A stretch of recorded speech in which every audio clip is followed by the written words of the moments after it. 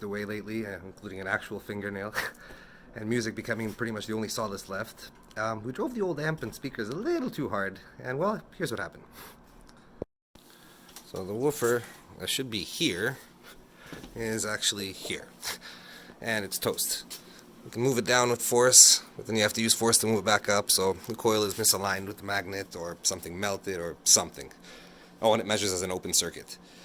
So, if by chance, some miracle really, someone has one of these drivers, please get in touch. It's a PSB 800-1 9104 8-inch 6-ohm woofer.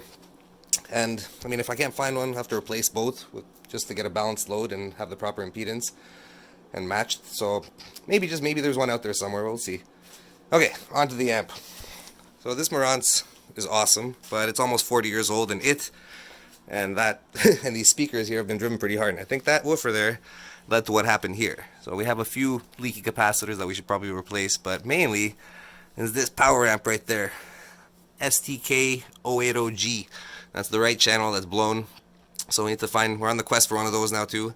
Even an 81, 82, 83, 84G, because we're gonna save this Marantz and might as well soup it up in the process, because we need music and we need it loud and clear.